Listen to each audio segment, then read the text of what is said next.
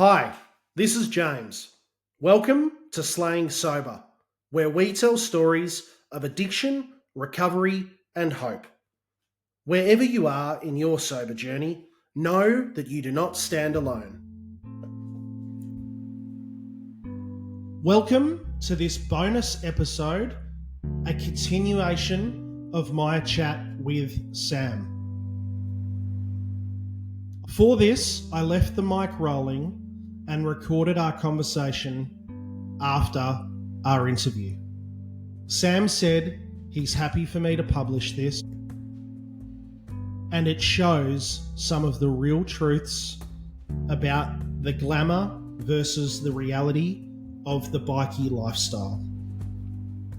We touch on some really deep themes of trauma and the dark side of addiction and mental health.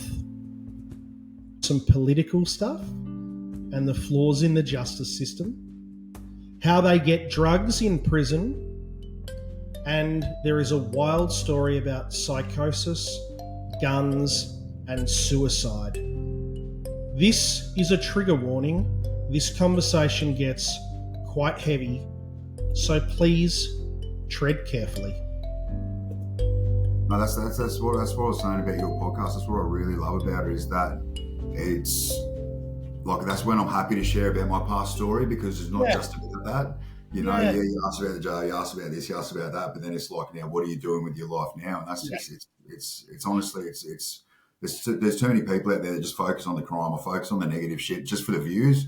Yes. Like, fuck the views. All I care about is just touching the right person. That's it. Yeah. And I'll just keep doing the content, organically and honestly. More importantly, for the sort of this conversation, we hope it helps one addict. That's it. That's really what I want to get to. Is just helping that one person. It's a dear friend of mine who actually passed away last year. He's had 20 years clean time up, then relapsed, and up in the rooms up here. He used to finish his shares with this story, and it was, there's a guy walking along the beach and there's starfish everywhere. There's millions of them.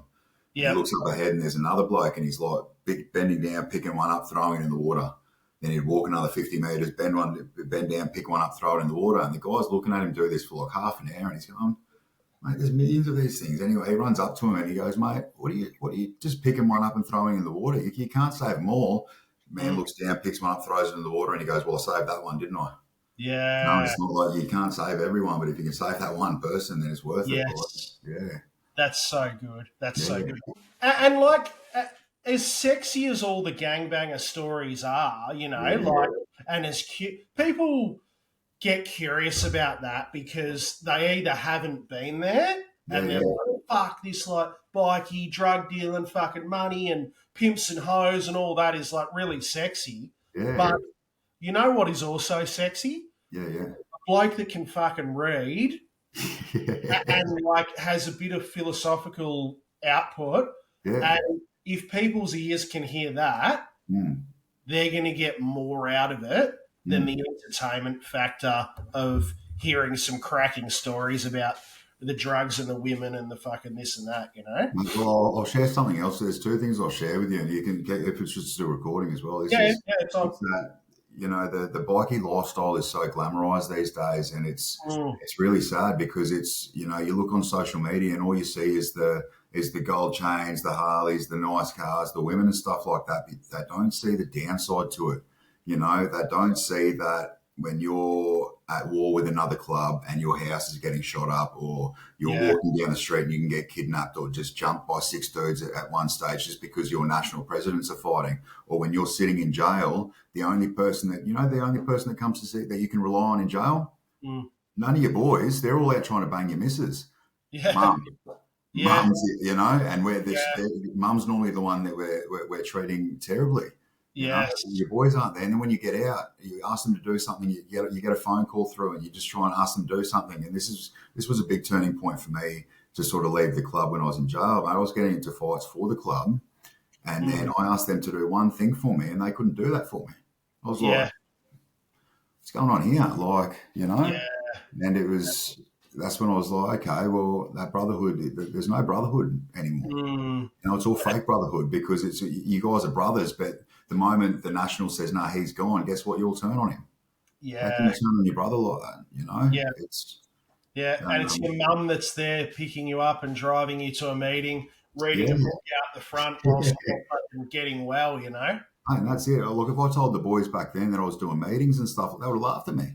Yeah, Like you're trying to be a better person. Like what a loser, yeah, Like, yeah. it's really it's sad, and it's really sad that that's what the kids see these days is all that stuff. But it's no fault of these people anyway, because it's just their trauma manifesting in those behaviors. Yeah. Realistically, through the violence, through the drugs, through the money, and through being seen on social media. That's all it is. Is they're just trying to feel worthy. But it's and then these kids that are looking up to it, like I was guilty of it myself, unfortunately, is bringing these kids up, promising them the world just so that they could store something at their house for me or stuff like that. Yeah, and it's because when they get pinched, well, that's all right. And they think it's that's another stripe on their shoulders because they get to go to jail now. They get to start earning some street credibility and stuff like that. And it's in reality, mate, you're not getting any street cred. I'm just using you. Yeah, yeah. Everyone's getting something along that ladder. Everyone's getting a purpose-filled and self-benefit, Yeah, and it's like those, don't get me wrong, I did have some good times during my using and I had some good times in the club and that kind of stuff, but the fucking bad times, mate, not worth it. Yeah. And it probably I imagine that it starts like when you first get in the door, you in your life are looking for a father figure, acceptance, financial security, all the good stuff. Yeah. It's like drug using. You said about your first time that you used, it was fucking amazing. You felt one, but then years later, oh shit, like my using's causing problems, my health's fucked, I'm dangerous, I'm losing my mind, or in a gang, I'm getting chased, I'm unsafe. What's the upside anymore? 100%. Even that psychosis that you're talking about as well. When people get into psychosis, that is such a scary thing because no matter what, like I shot up someone's house. So I already got charged over this, but I shot someone's house up thinking that my partner at the time was in bed with this guy. This guy was my mate. Yeah. And I thought my partner was in bed with my partner's mum told me she's at home in bed. She was at home in bed, but in my head, no, she's in there. Like, I don't care if you send me a photo of her at home in bed. That's a fake photo, And then, mate, it did some horrible things to people. Like, and then, even when I tried to commit suicide a couple of times, it wasn't. I didn't want to die. I just wanted the thoughts to stop. Yes. It was that.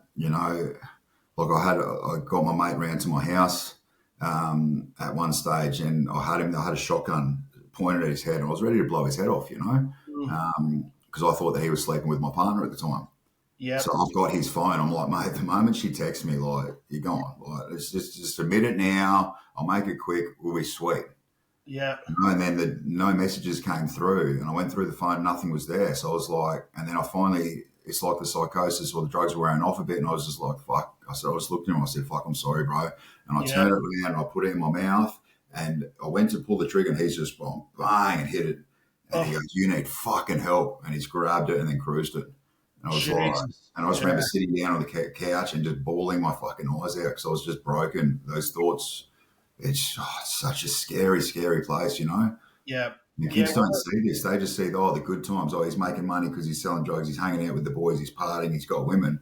Mate, what about times like that? You don't want to be there. Yeah. That's a hell of a story. Yes. Oh, mate. And thanks for sharing that as well, Sam. I appreciate it. No, that's all right. Yeah, there's like suicide's no joke, but it's like you got to understand where someone's mind gets to for them to want to even consider that. Yeah. The other time I had this girl gaslighting me, and I remember I was like, you know what, bang, and I wrapped a cord around my neck, and it was a big industrial fan, and I threw the fan out the window. And I took a photo, before I lost consciousness, I took a photo and I sent it to her and I said, I hope you're happy. Yeah. And the next minute I'm sort of coming to because the place that I was staying at, the guy's come in the room and he's like, fucking slapped me, got me awake. He's like, what are you doing? Yeah. I was like, what? And when I finally came to, I looked at my phone and it goes, geez, you look ugly when you're trying to kill yourself. Like, Oh, fucking hell. And I still went back, you know, Yeah, because yeah, love of my life, like, yeah. yeah. Girls, mate, they have this effect sometimes, hey? Yeah, it's full on, but yeah, Well, it's just all that stuff that kids don't see. All they see is this other stuff in the flash and this, and mate, mm, it's not all like that. It really isn't. yeah, Like some of the most dangerous people I've met have never had anything to do with the bike club. They've never even stepped foot inside a jail. You know, yeah, they're that smart dangerous. You know, and yeah, yeah, that's so it's not all bikie. A lot of it is. yeah, A lot of it is, but even at what the bikies will do is just, you know, they'll find this little crew over here that are running a mark. They've got no fear. They just don't give a shit. So yeah, they just like, instead of them going and doing the dirty work, they go, here, look, here's 20 grand, go do this for us. And the kids are like, yeah, fucking sweet. yeah. They Yes, get to earn some stripes on their shoulders. They get some more street credibility and they're getting paid. yeah, Why not? But yet again, it's like these kids don't have anyone in their life to sort of pull them out. You know, they're spending $4 billion this financial year on policing in Queensland, $1.82 billion on keeping adults incarcerated, a further $2 billion on keeping juvenile kids incarcerated, yeah, $380 million on upgrading 2 jails because of the rising numbers, plus the billions they just spent on the new jail they just built. yeah, Do you know how much they're spending on drug and alcohol rehabilitation and mental health? yeah, probably. $340 million. Yeah, Like, what a joke. And I yeah, wonder why there's such an issue with drugs and alcohol, recidivism, and mental health. yep, Like, yeah, look at the numbers. All these countries overseas where it's working. Like, look at the jail system in the Nordic countries. It's rehabilitation, because at the moment what they're doing is they're sending traumatized people yep, to a trauma factory yeah, where you have to live off your ego in order to survive. mm, No, there's no programs or anything like that. And the programs that you do are worthless. yes, And then, you know, the screws are telling you to kill yourself every night when they lock you in your cell and all this kind of stuff. And it's like, they're all calling you scum. When you leave the jail, they're saying, oh, we'll see you next time. fuck, And then they let you out and they go, be a good person now. yeah, yeah, Come on, mate. Like, yeah. Whilst they're bringing in gear, you know, oh, to grease their palms. mate, that's it. And I saw it, especially over COVID and stuff. Like, back the drug of choice in jail is Suboxone. Yep, Or Bupe, I think they call it down there. But it's yeah, on the outside, it's like $10. You buy them for $10 a strip for an 8 meg strip. yep, Before COVID, it was $100 a strip. mm, When COVID hit, it was up to $2,000 a strip. So I was seeing a guy I know, I used to be friends with him and stuff like that. He came back in 3 times in the time that I was on remand, that the last 3 and a bit years that I did. He come in, I was 3 or 4 times he came in. He was making like 80 grand each time he came in. fucking hell. Mate, making a killing. Like, Yeah, come just in, see the boys, have a feed, have a sleep for a bit, recharge, make some money, see you later. yeah, just and internally bring it in. Internally, bring it in, fucking Yeah, sweet, see you later. Like, mate, gone. fucking Within hell. days, like Yeah. within Well, week, you could sell 1,000 of them. You could sell them within a few weeks at that stage. Like, it was just, and everyone's going, where do they get the money from? It's like, well, they've got people on the outside, and then you've got people abusing their partners who are, you know, just trying to look after the kids and put this money in, rah. Like, it's crazy.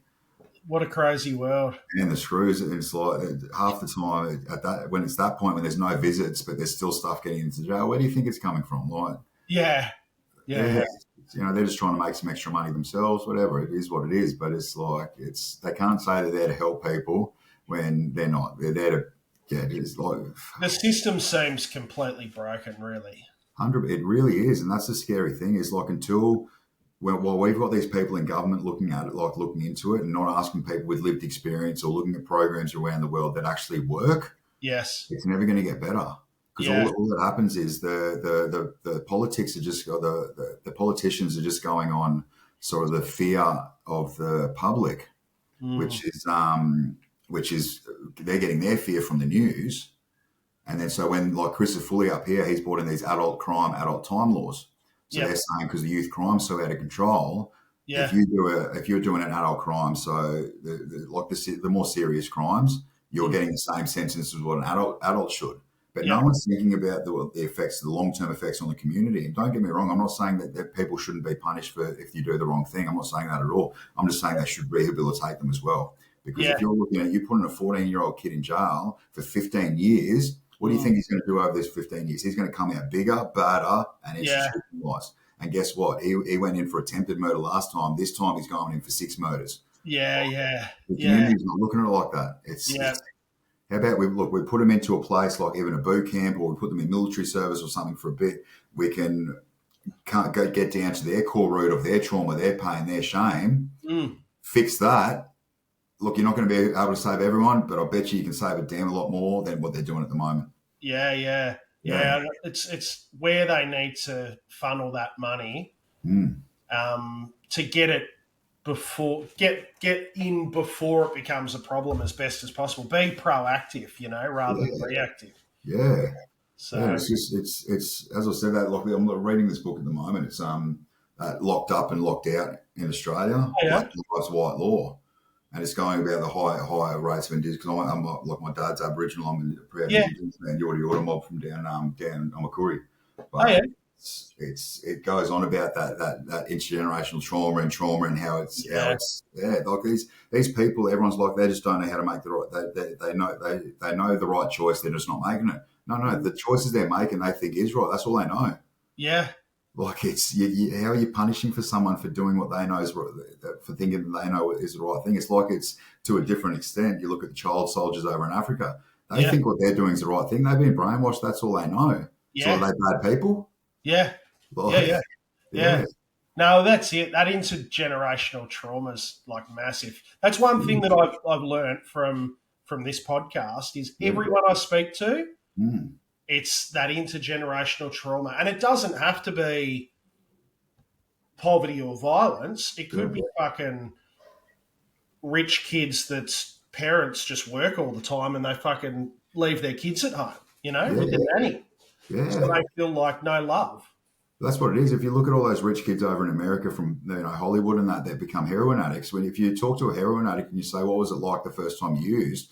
Most of them will say it was like a warm hug. Yeah. So it's like, well, that's what they're chasing. They never had that from their parents growing up. That was the trauma they went through. Who are we to say, mum and dad never gave me sort of that's thing. That's it, yeah.